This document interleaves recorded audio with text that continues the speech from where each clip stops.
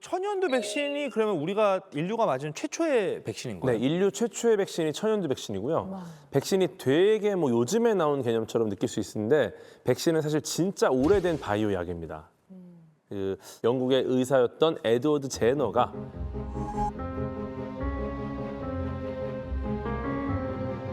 우두에 걸린 사람의 체액을 접종했더니 천연두에 걸리지 않거나 걸리더라도 정말 약하게 앓고 지나간다는 사실을 알아냈어요. 야, 이분이 세상을 구한 분이네. 네. 그래서 제너가 이 사실을 발견한 이후에 천연두뿐만 아니라 독성을 좀 약화시킨 바이러스나 병원균 이런 것들을 접종하면은 전염병이 예방되는구나. 그 뒤로 이런 다양한 시도들이 있었던 거죠. 그럼 이름을 백신이 아니라 제너라고 지어야 되는 거 아니에요? 천연두 제너. 그래. 나쁘지 않은데요? 아니, 근데 우두가 뭐예요? 그 우두가 아까 천연두가 두창이라고 불렀다고 했잖아요. 그 두자가 저 글자인데, 그러니까 천연두하고 비슷한 병인데 소가 걸리는 병. 우두. 이게 사람한테도 없는 병이래요. 오 마이 갓. 네, 근데 이거는 천연두하고는 비교도 안 되게 약한 병이고 사람이 얼마 써도 그냥 증상도 그렇게 심하지는 않고 그냥 놔두면 자연 치유되는 그런 병이어서 사실 백신으로 쓰기 딱 좋은 거잖아요. 그리고 이 백신이라고 할 때 그 바카라고 하는 그 VACC라고 하는 그 어원이 들어가는데 이게 라틴어로 소라는 뜻이래요. 아, 그래서 백신이 네. 되구나. 암도 어릴 때 예방 접종하고 평소에 안 걸리는 시대가 올 수 있지 않을까 그런 희망을 품게 되네요. 네. 이미 지금 몇 가지 암의 경우에는 어렸을 때 예방 접종을 통해서 이미 암이 안 생기도록 하고 있습니다. 와. 와. 대표적인 것이 이제 간암입니다. 간암을 일으키는 바이러스, B형 간염 바이러스가 있는데요. 제가 인턴 레지던트 할 때 병동 환자의 절반 이상이 이제 간암 환자나 또는 그 바이러스 때문에 생긴 간염 때문에 생긴 환자였는데요. 이제 그런 환자들 거의 사라졌습니다. 왜냐? B형 간염 백신을 태어나면은 뭐 이제 스케줄에 따라 다르긴 하지만 3회 또 나중에 부스터로 접종하면서 B형 간염 바이러스는 이제 정말 역사책에나 나올 법한 그러한 질병이 됐고 그래서 간암을 예방하고 있죠. 근데 그게 또 있습니다.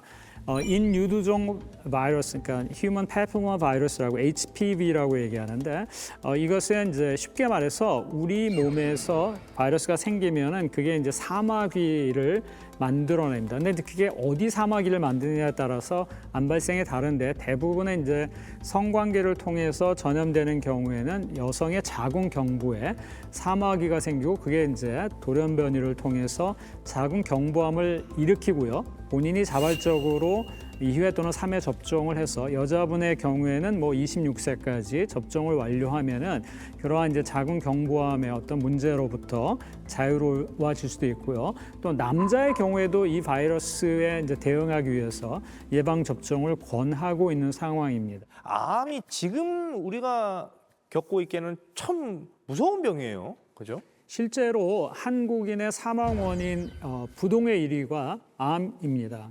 4명 중 1명이 암으로 사망하고 있거든요. 또 실제로 전 세계에서 제약회사 또 바이오 회사들이 가장 많은 연구 개발을 하고 있는 분야가 암 치료제 또 암 백신 개발입니다. 그래서 전체 R&D 비용을 100으로 했을 때 대략 절반가량이 항암제 또 종양 치료제 개발에 투자가 되고 있는데요. 그 이전의 사람들은 주로 질병, 기근, 기아 이런 걸로 사망했지만 2차 세계대전 이후에는 사람들이 이제 다른 병으로 죽기 시작하는데 그 중에 하나가 이제 암이었고 그때부터 지속적으로 항암제 개발을 위한 투자를 지속해 왔고요. 그래서 혹자는 약간은 비판적인 시각입니다만 우리가 지금까지 항암제 개발에 썼던 돈을 다른 분야의 치료제 개발을 위해 사용했다라고 한다면 지구상에서 천연두나 폴리오, 그러니까 소아마비처럼 없어지는 질병이 적어도 한두 개는 더 나오지 않았겠느냐 이런 이야기를 하는 사람도 있습니다. 근데 왜 2차 세계대전 이후에 항암제를 본격적으로 연구하기 시작한 거예요? 항암제가 좀 우연히 발견이 됐는데 2차 세계대전 말기에 그러니까 이탈리아에서 무솔리니가 정권을 상실하고 나서 그 이탈리아 지역을 그 연합국이 보급 항구로 이용을 하게 되거든요. 이걸 잘 하면은 암세포처럼 빠르게 증식하는 이 세포도 어떻게 좀 속도를 줄일 수 있지 않을까라는 아이디어를 내기 시작을 했고, 그래서 그 예일대에서 양리학자라고 하는데 알프레드 길먼과 루이스 굿이라고 하는 두 사람이 본격적으로 연구를 시작해서 니트로겐 머스타드라는 물질을 만들었어요. 그러니까 그 겨자가스를 그대로 쓸 수는 없으니까 그것과 비슷하지만 안전한 물질을 만들어서 이걸 항암제로 쓰기 시작을 한 게 항암제의 시작이라고 하니까, 그래서 2차 세계대전 이후에 시작을 하게 된 게 그때 우연히 발견이 됐기 때문에 그렇게 됐다고 합니다. 사실 바이오 약 중에서도 새로운 형태의 혁신이 나오는 분야가 항암제 개발입니다. 또 큰 의미에서 종양 치료제 개발 분야가 투자도 많이 되고 또 새로운 혁신 기술이 하루가 다르게 나오고 있는 분야인 것은 맞습니다. 그러니까 제약회사 입장에서도 지금 일단 그 항암제부터 빨리 그 바이오 약으로 성공시켜 놓는 게 수익적인 면에서도 괜찮아서 지금 항암제 쪽으로 돈이 쏠리는 거죠. 일단 수요가 많으니까 뭐 당연히 그런 이유도 있겠지만 또 다른 이유도 있습니다. 그 합성 의약품 같은 경우가 크기가 작잖아요. 그러니까 얘는 우리 몸의 모든 조직에 도달을 해요. 한마디로 너무 공정한 상황인 거죠. 공정하게 공격을 하니까 왔네? 암세포 죽어. 정상세포? 넌 뭐야 죽어. 이렇게 되니까 다 죽여. 그냥 다 죽이는 거예요. 그러니까 얘는 항암제를 맞으시는 분들이 얘 때문에 이제 뭐 암도 어느 정도는 이제 치료가 되지만 머리도 빠지고 그렇지. 손톱도 빠지고 그렇지. 그런 얘기가 있는 거야. 벼룩 잡으려고 초가삼간 다 태운다. 네, 그러니까 빠르게 뭔가 성장하는, 빠르게 해서 이게 분열하는 그런 것들만 골라 공격하다 보니까 우리 몸에서 빠르게 자라는 애들을 다 공격을 하는 거예요. 네. 그러니까 머리랑 손톱 빠지는 것도 그렇고 구토, 기력도 없고, 그러니까 항암제가 암세포를 죽이면서 정상세포까지 죽이는 그것이 이제 가장 큰 이유다. 그런데 이제 바이오 약은 특정 암세포를 표적으로 삼아서 공격할 수 있는 그런 굉장히 장점이 있습니다. 표적 치료가 가능해지는 거야. 그렇죠. 딱 암만 멀쩡한 건 안 건드리는 거 아니에요. 지나가. 좋다. 기존 항암제가 약간 비유를 하면 산탄총처럼 일대를 다. 네, 표적 하나만 딱 노리는 게 아니라 그 주변에 있는 그렇지. 것까지 다 공격을 한다면은 그 바이오 약은 약간 저격총, 스나이퍼처럼 딱 정밀하게. 노리고 있는 세포만 딱 공격을 할 수 있는 그런 무기라고 할 수 있죠. 그럼 원리가 뭐예요? 그러니까 어떻게 그 암세포만 찾아갈 수 있는 거예요? 항암제 종류별로 특정 암세포만을 공격하도록 하는 기전은 조금씩 다릅니다. 근데 이제 제일 대표적인 것 중에 하나가 모두에 말씀드렸던 키투르라고 하는 약이 있죠. 성분명은 이제 펜브릴로주맵이라고 이제 이것도 단일 클론 항체인데요. 얘가 하는 역할이 뭐냐면요. 사실 우리 몸은 이제 하루에도 수없이 많은 암 세포가 생겼다가 사라졌다, 생겼다 사라지는데요. 그렇게 하는 기능을 하는 것이 우리 몸 안에 돌아다니는 소위 말하는 이제 일종의 경찰이라고 할까요? 아니면은 문제가 생겼을 때 그 문제를 바로 해결하는 저격수들이 있는데요. 그게 이제 T 세포, T 임파구 뭐 이런 것들이 이제 그런 기능을 합니다. CAR T셀 방식이라는 게 있어요. 카티. 예, CAR가 이제 이게 키메라 엔티젠 리셉터라 그래서 이름이 좀 어렵지만 네네. 그 키메라 특이라는 게 키메라가 뭔지 아시죠? 사자 머리에 여러 개의 동물이 뱀이 결합된. 붙어 있고 뭐 보기 싫어. 네, 네. 그러니까 그런 키메라를 말하는 옛날 건데 카페라 가서.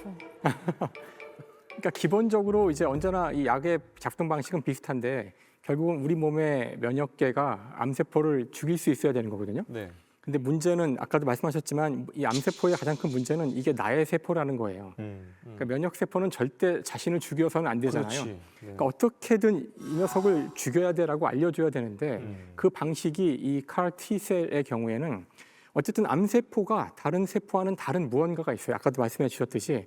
그래서 그 무언가에 해당하는 물질을 먼저 찾아야 돼요. 두 번째로 할 일은 이 물질을 이 면역계, 그 T세포인데 T세포에게 알려줘야 돼요. 그렇지. 이게 너의 적이야. 그럼 어떻게 하냐면은 T세포를 몸에서 추출을 해요. 내 몸 안에 내 몸 안에 T세포를 추출을 해서 요 문제가 되는 물질을 얘한테 주입을 합니다. 주입을 해서 여기다 심어줘요. 예. 여기 일단 심어지기만 하면은 얘는 드디어 적을 알게 된 알게 거거든요. 되죠. 이 T세포를 많이 증식을 해서 다시 넣어주는 거예요. 그러니까 훈련을 시킨 면역계를 몸에 넣어서 암을 잡으러 가는 거죠. 이렇게 하면은 그 들어간 T세포가 원래는 자기 몸이라서 건드리지 않아야 되는 암세포를 죽일 수 있게 되는.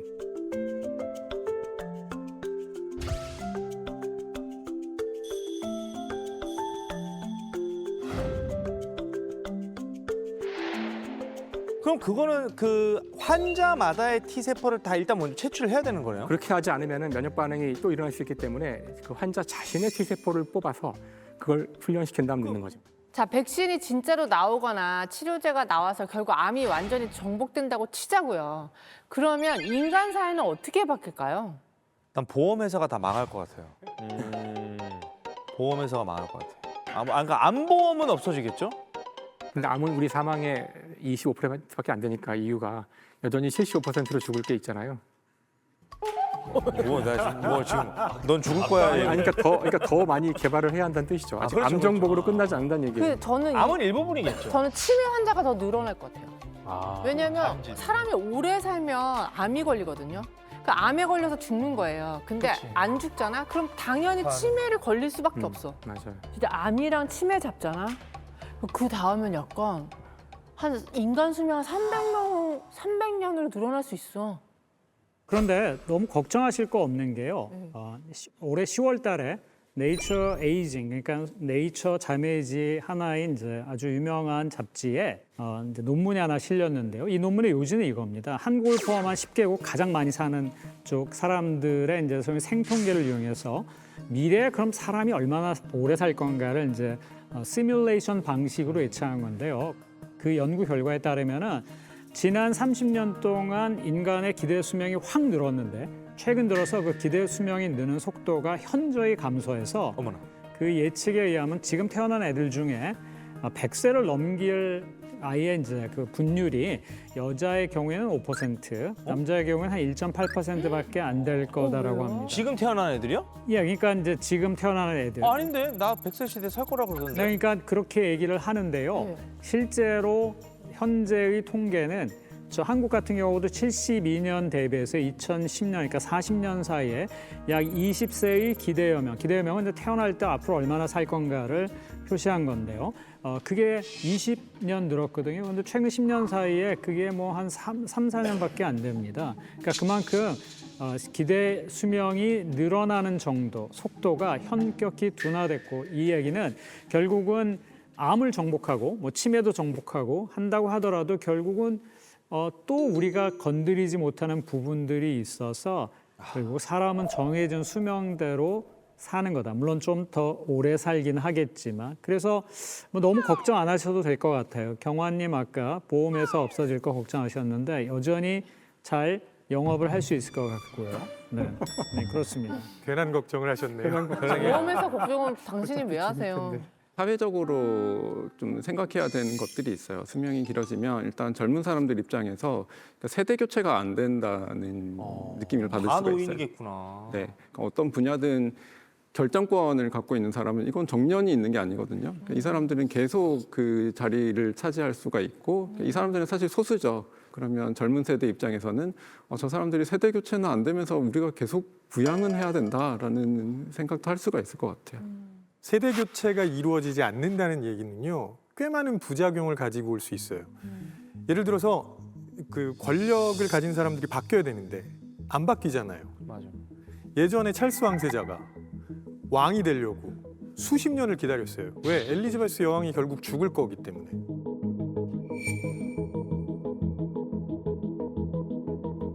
근데 그게 아니에요. 만약에 엘리자베스 여왕이 영생을 한다고 생각하면 왕세자의 지위가 의미가 없는 거예요. 그러면 무언가 음모를 꾸미거나 나쁜 짓을 할 가능성도 사실 배제하기 어렵다는 거죠. 그리고 다른 측면 중에 하나는 뭐냐면 결국 몸이 안 아파요. 그러면 마음을 다스리는 게 되게 중요해질 수 있습니다. 네. 그때부터 그 사람들의 마음 건강에 대한 관심이 훨씬 더 증가할 가능성이 크고요. 요즘 우리나라에서 제일 많이 이야기하고 있는 것 중에 하나가 행복이거든요.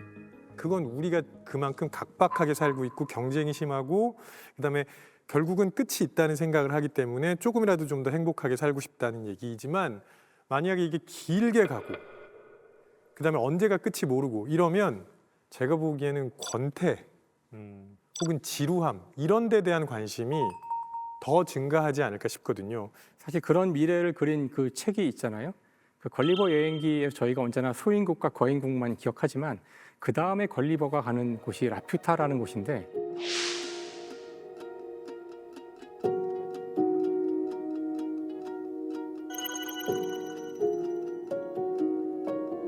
거기 보면은 그 병에는 걸리는데 죽지는 않는, 그래서 모두가 다 기피하고 멀리하는 그런, 그러니까 어마어마하게 나이가 많은 그런 존재들이 사회에서 완전히 쓰레기 취급을 받는 그런 장면들이 그려져요. 그러니까 이미 벌써 18세기 소설이잖아요. 그때 벌써 그런 상상을 했다는 건데요. 했구나. 사실 저는 이 이야기가 미래의 이야기라고 생각하지 않아요. 저는 이 사람들이 언제나 한 60, 70에는 다 이제 죽을 거라고 생각하고 있었던 시대에서 살았거든요. 근데 지금은 우리 모두 100세를 얘기하고 있잖아요. 그러니까 어떤 문제가 이미 우리에겐 있냐 하면은 현재 우리가 가진 이 모든 시스템은 이미 벌써 평균 수명이 훨씬 짧을 때의 시스템이라는 거예요. 근데 우리가 사실 모든 일을 할 때 얼만큼의 시간이 주어져 있는지는 굉장히 중요하잖아요. 이 방송을 찍을 때에도 이 방송이 2시간짜리인지 1시간 반짜리인지에 따라서 계획이 다 달라질 텐데 현재 우리의 사회 시스템은 60, 70세에 죽는다는 전제하에 몇 세까지 학교를 다니고 대학을 가고 직업을 정하고 결혼을 하고 쭉 해서 언제 은퇴하고 다 짜여져 있어요. 근데 그 시스템이 지난 4, 50년간 변하지 않았어요. 그러네. 여전히 은퇴 시기랑 다 똑같이 기대 수명만 늘고. 학교, 그렇죠. 그러니까 시스템을 그대로 놔두고서 현재 평균 수명이 늘어났기 때문에 지금 당장 우리가 이 문제로 고통받고 있다고 생각해요. 이미 우리는 이미 은퇴하신 분들이 할 일이 없거나 벌써 우리도 당장 뭘 해야 하지 이런 고민도 있고 이미 벌써 젊은 세대가 없고, 그러니까 이거는 미래의 문제가 아니라 지금의 문제고 현재도 우리가 쉽지 않아요. 현재도 우리가 이거 바꿔야 되는데 당장 은퇴하는 정년 시기를 몇 년 늦추는 것조차도 쉽지 않은 문제잖아요.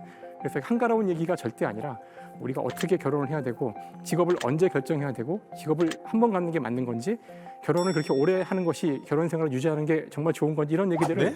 잠깐만요. 이거 참 너무 개인적인 아니 그러니까 결혼 생활을 한 번 편집, 하는 편집. 것이 평생 팥뿌리가 될 때까지. 암을 정복하면은 오래 살면 좋은 거지 뭐 그냥 그런 것만 생각했지 이렇게 상상지 못한 사회적인 문제나 뭐 또 다른 질병에 맞닥뜨리거나 그렇게 될 거라고는 생각을 못했어요. 사실 근본적으로 물리학 법칙은 우리가 죽음을 정복하기는 어렵다는 걸 얘기해줘요. 그러니까 연력학 제2법칙이라고 해서 언제나 망가져가는 게 자연의 원리거든요. 다세포 생물이 탄생을 한 이후 다세포 생물이 치러야 되는 대가가 죽음이라는 거예요. 사실은 기본적으로 우리는 죽음을 안고 태어난 존재라는 건데 그걸 우리가 억지로 이제 막 밀고 하면은 지금 보지 못했던 이런 질병도 있었구나, 이런 종류의 변이도 가능하구나, 이렇게도 죽는구나. 이렇게도 죽는구나.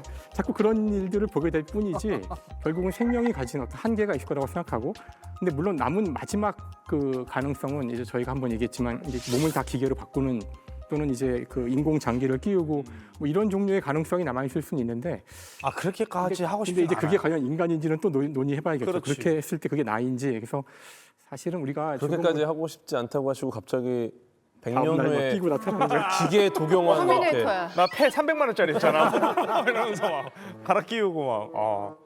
나는 그냥 죽음이 있기 때문에 지금 이게 나아가는 것이 의미가 있는 것 같아가지고. 일단 주어진 시간을 잘 사는 것도 더 중요하지 네, 않을까. 네. 네.